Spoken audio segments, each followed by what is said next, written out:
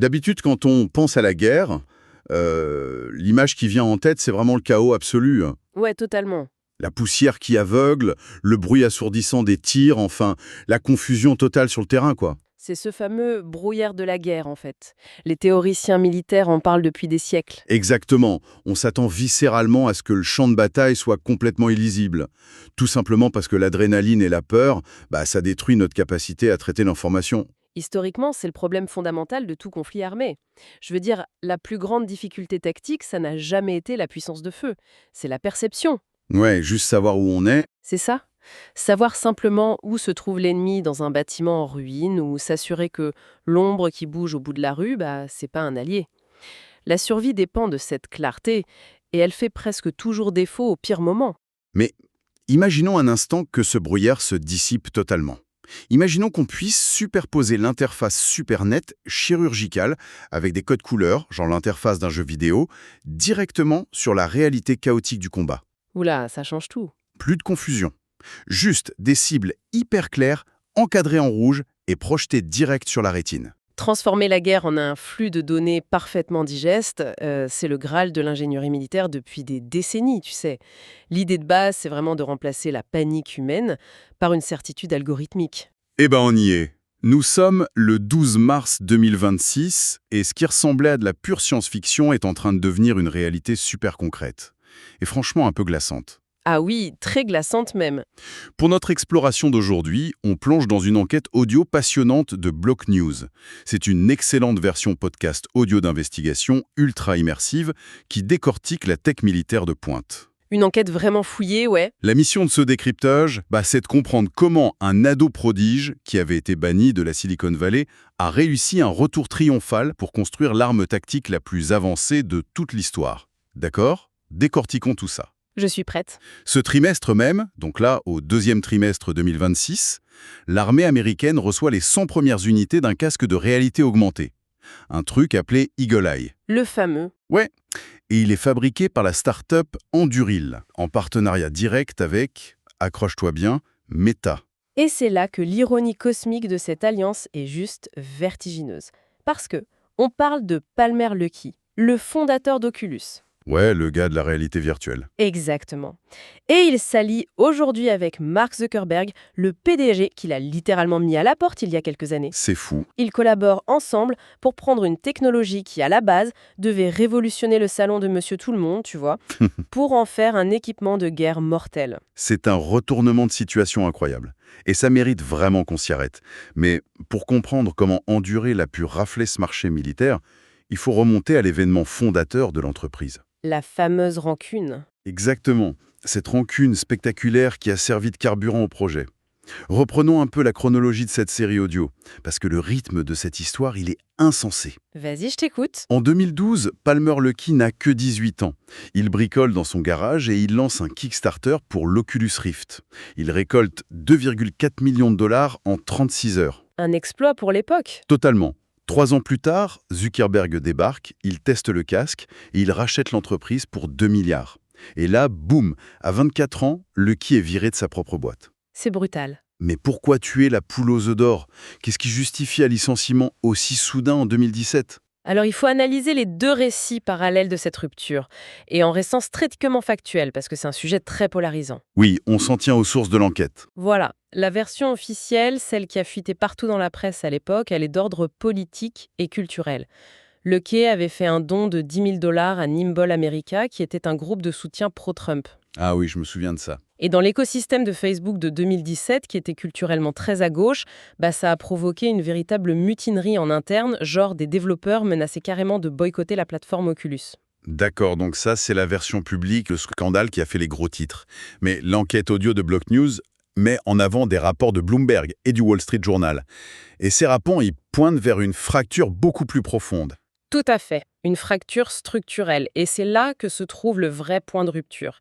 Il y avait une divergence totale sur la vision industrielle, en fait. C'est-à-dire? Zuckerberg voulait que la réalité virtuelle devienne le prochain grand réseau social pour le grand public. Il concevait un environnement fermé, propice au divertissement, à la publicité. Le métavers, quoi. Exactement. Alors que Palmer Luckey, de son côté, il était de plus en plus attiré par des applications de défense et par les contrats gouvernementaux. Ah, le grand écart. Tu peux pas concilier une plateforme conçue pour monétiser l'attention du public avec une architecture ouverte et ultra sécurisée destinée au Pentagone. C'est impossible.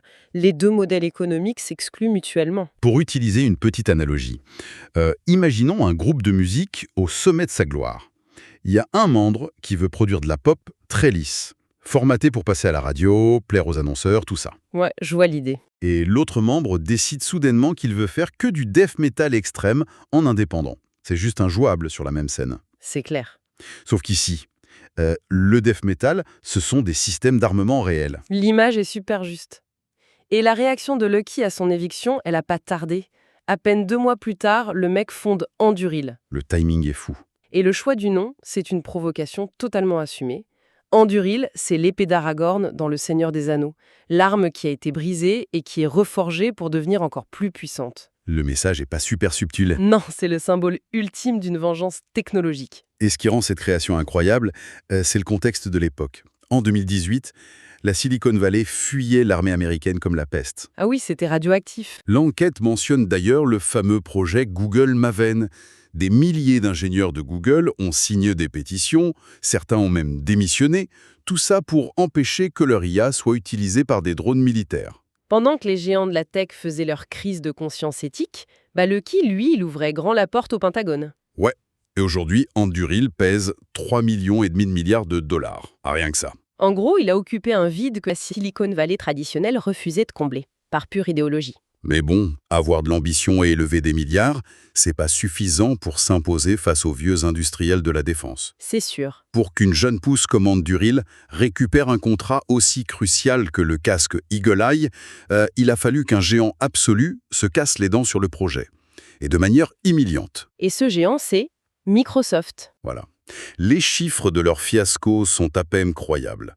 En 2018, Microsoft décroche le contrat IVAS pour équiper l'armée en casque de réalité augmentée.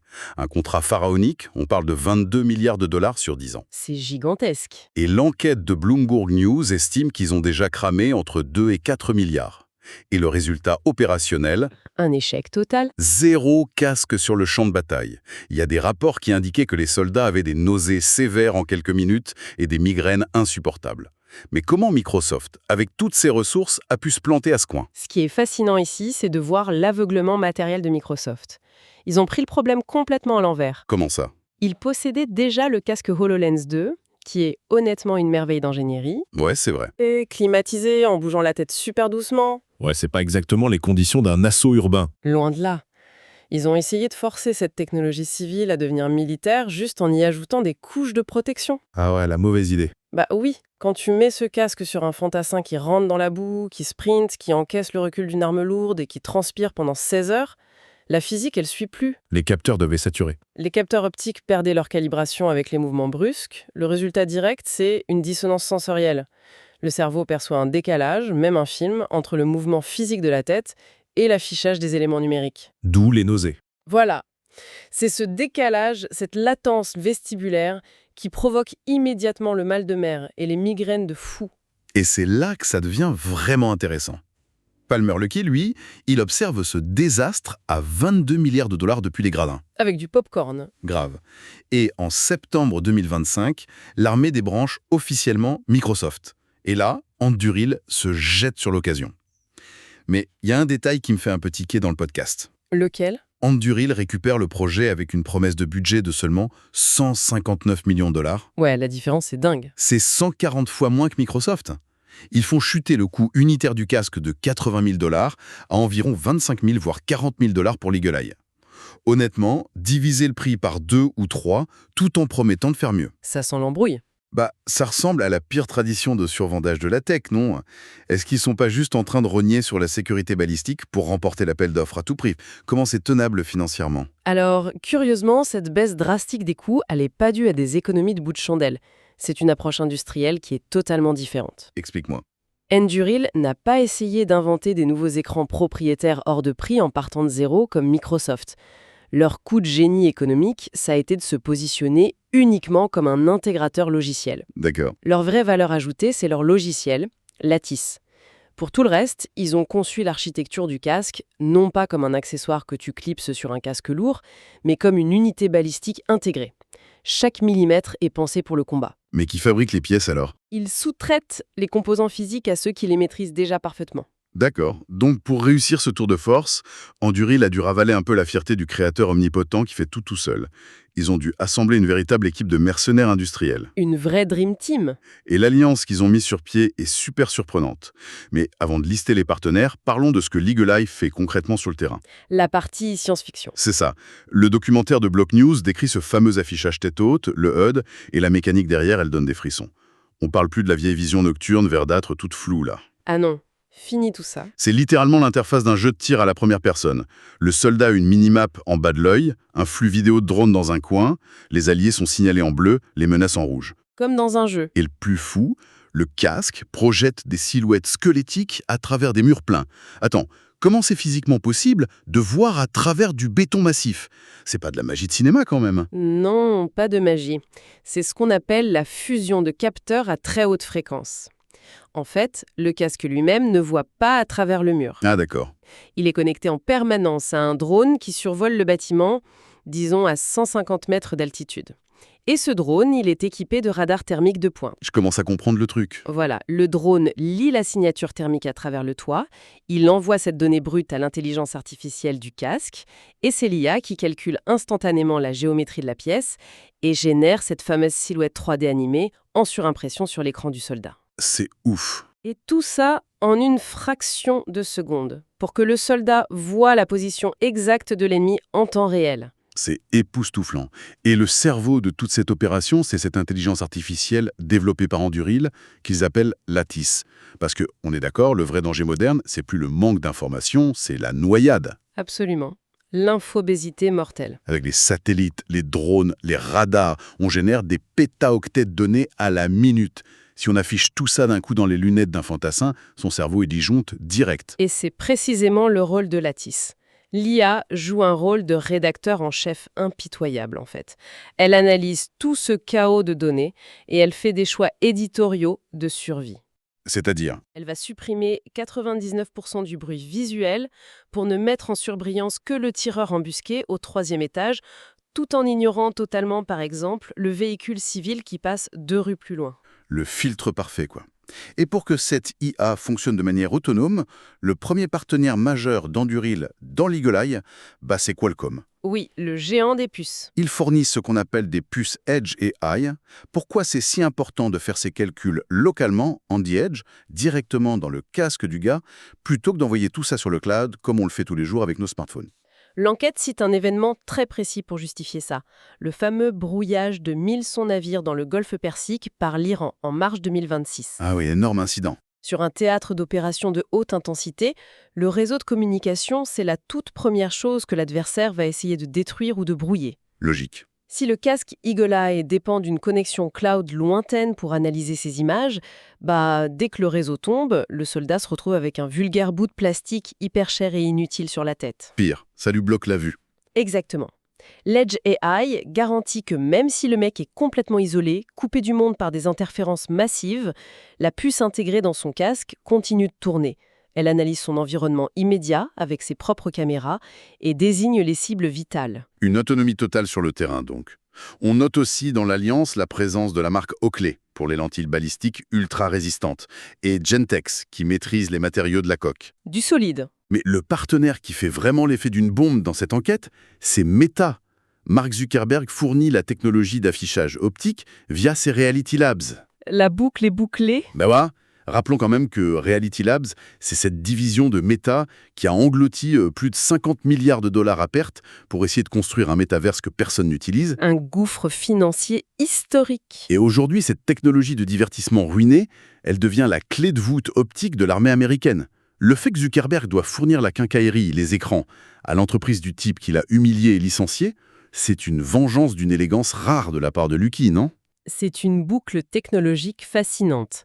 Pendant des décennies, tu sais, c'est le jeu vidéo qui a optimisé la façon de présenter des infos super complexes à un cerveau humain sous stress. L'UX design poussé à fond. Et aujourd'hui, Anduril s'approprie ces conventions visuelles récréatives et les injecte dans un contexte de létalité pure. Mais justement, le fait de pouvoir voir à travers les murs et de déléguer tout le tri de l'information à une IA, c'est un avantage tactique de dingue sur le papier. Sauf que, et le documentaire audio s'y attarde longuement, ça soulève des questions sécuritaires et pratiques majeures. Bien sûr. L'idée de laisser une machine gérer la perception, ça précède directement la décision de tuer. Alors, officiellement, le Pentagone assure que l'humain garde toujours, dans tous les cas, le doigt sur la détente. Oui, en théorie, la chaîne de commandement reste humaine.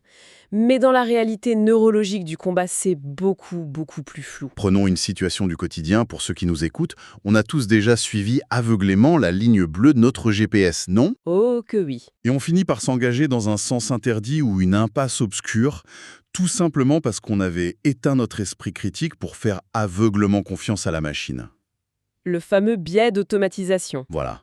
Si un civil, qui est tranquille et détendu dans sa voiture, perd tout esprit critique face à un simple algorithme, imaginons un soldat épuisé, Épuisé et terrorisé. sous le feu ennemi, avec le cœur qui bat à 160 pulsations minutes. Si la TIS décide soudainement d'encadrer une forme humaine en rouge vif derrière une porte, est-ce que ce fantassin va vraiment prendre la seconde fatidique pour vérifier si l'IA s'est plantée? C'est peu probable. Ou est-ce qu'il va tirer à travers la porte par pur réflexe conditionné par l'interface? Cela soulève une question importante.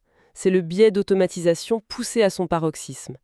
Et la question des probabilités derrière, elle est vraiment terrifiante. Vas-y. Imaginons que le système Lattice soit un miracle absolu d'ingénierie, d'accord? Et qu'il ait raison dans 99% des cas. Il classifie parfaitement les alliés, les ennemis, les civils. 99%, ça a l'air super bon comme score. Faisons le calcul avec ce petit 1% d'erreur.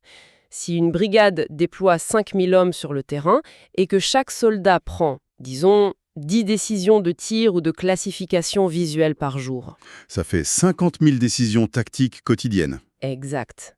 Un taux d'erreur de 1%, ça signifie que 500 fois par jour, un soldat pointe son arme sur un allié ou un civil en pensant voir un ennemi certifié par la machine.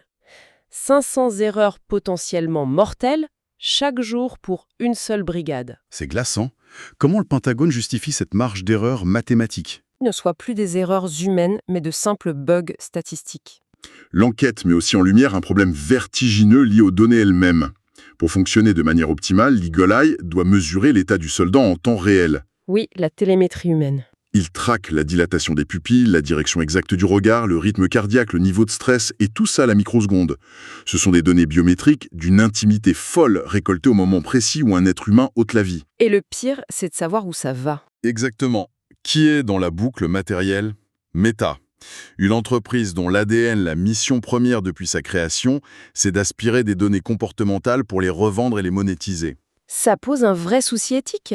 Est-ce qu'on peut vraiment croire qu'une cloison étanche, totalement hermétique, séparera les serveurs tactiques de l'armée et les modèles économiques civils de la Silicon Valley? C'est une vulnérabilité systémique majeure. Mais il y a une vulnérabilité encore plus immédiate sur le terrain, dont on doit parler, le piratage actif. Ah oui, le cyber. L'enquête fait d'ailleurs référence à la cyberguerre de Téhéran en mars 2026, pour illustrer ce péril. Exactement. Si l'ennemi ne peut pas détruire le réseau à cause de l'Edge AI de Qualcomm dont on parlait tout à l'heure, il peut essayer d'infiltrer la source des données. La force inouïe de Lattice, c'est que toute la section partage la même vue holographique du champ de bataille. Une vraie conscience partagée. C'est ça. Mais si un acteur étatique majeur, tu vois, doté de gros moyens sophistiqués, parvient à trouver une petite brèche dans le système de transmission des données des drones vers les casques, Le cauchemar. les conséquences défient l'imagination. Un hacker ennemi pourrait littéralement effacer la présence de ses propres troupes de la vision des soldats américains. Et rendre invisible, quoi. Pire encore, il pourrait pirater l'interface pour peindre des encadrés rouges vifs sur des unités alliées ou même sur des convois de réfugiés civils. L'outil suprême de domination tactique, il se transformerait instantanément en une arme de destruction massive retournée contre l'armée elle-même. Les soldats s'entretueraient en obéissant aveuglément à leur propre écran. Ça donne vraiment des sueurs froides. Et le problème de fond, c'est que ça va pas s'arrêter à une petite poignée de soldats d'élite, tu sais. La vision de Palmer-Luckey est infiniment plus agressive que ça. Alors, qu'est-ce que tout cela signifie pour les années à venir? La feuille de route de Lucky sur 10 ans, elle est très explicite. Il ne veut pas se contenter d'un marché de niche. Il annonce que la réalité augmentée sera omniprésente sur la tête de chaque militaire, bien en avant d'avoir convaincu le marché civil. Son but véritable, c'est pas juste de vendre du plastique et des lentilles. Pas du tout. Il veut que le logiciel Lattice devienne le système d'exploitation universel de la guerre occidentale. L'architecture de base, le Windows de l'armée en gros. Et c'est là que ça devient un immense problème géopolitique, particulièrement pour nous, pour l'Europe et la France. L'enquête pose frontalement cette fameuse question de la souveraineté. Si l'on relie cela à la situation dans son ensemble, c'est très critique. Les forces armées européennes ont leur propre programme de modernisation. Oui, on a des trucs solides en France. La France déploie le système Félin pour numériser le fantassin et on travaille activement sur le programme Pendragon pour la guerre en réseau. Il y a un savoir-faire indéniable chez nos industriels historiques. Des groupes comme Thales, Safran ou MBDA. Ce sont des géants mondiaux, c'est clair. Sauf que ces géants évoluent à un rythme institutionnel. Ils vont mettre 7 ans pour développer un prototype qui va coûter plusieurs milliards. La lourdeur administrative. Voilà. Et pendant ce temps, Anduril débarque, casse absolument tous les codes et sort un système fonctionnel en 18 mois pour 150 millions de dollars. C'est incomparable. L'Europe n'a absolument aucun équivalent à cette force de frappe et d'intégration rapide issue de la Silicon Valley. Et le coup près va tomber super vite, non? Si l'Eagle Eye et son système nerveux, Lattice, deviennent le standard absolu de l'armée américaine, la logique des alliances militaires, notamment au sein de l'OTAN, va imposer cette technologie. C'est inévitable. Pour pouvoir faire des opérations conjointes, partager des données en temps réel sur le terrain avec les forces américaines, nos soldats français, britanniques ou allemands devront obligatoirement se brancher sur Lattice. C'est la fameuse règle de l'interopérabilité. C'est ça. Ce qui signifie au bout du compte qu'une start-up californienne privée, dirigée par un ingénieur au penchant politique quand même bien assumé, détiendra les clés de l'infrastructure de données tactiques de tout le monde libre. Vertigineux. Ce n'est plus juste un contrat militaire, c'est une perte de souveraineté technologique à l'échelle d'un continent entier. Nous assistons vraiment à une redéfinition du complexe militaro-industriel. Le pouvoir glisse des mains des États souverains vers des intégrateurs logiciels privés issus de la tech. C'est un décryptage fascinant. On part d'une querelle d'ego et d'idéologie dans les couloirs de Facebook pour aboutir à une révolution totale dans l'art de la guerre. C'est une sacrée trajectoire. L'ironie de voir la technologie de divertissement de Mark Zuckerberg devenir littéralement l'œil des snipers américains, c'est déjà très difficile à concevoir. Oui. Mais au-delà des levées de fonds astronomiques, des rancunes personnelles et même des risques de piratage, l'investigation audio de Block News nous pousse vers une réflexion encore plus vertigineuse pour finir. Je t'écoute. Nous avons commencé ce décryptage en parlant de la fusion entre l'interface d'un jeu vidéo et la réalité sanglante du combat. Si la guerre devient visuellement indiscernable d'une session de jeu en réseau, avec ses minimaps ludiques, ses cibles rouges clignotantes et ses aides à la visée algorithmique, que se passera-t-il vraiment dans l'esprit de ceux qui portent ce casque à Vécus? Le choc du retour à la réalité. Exactement.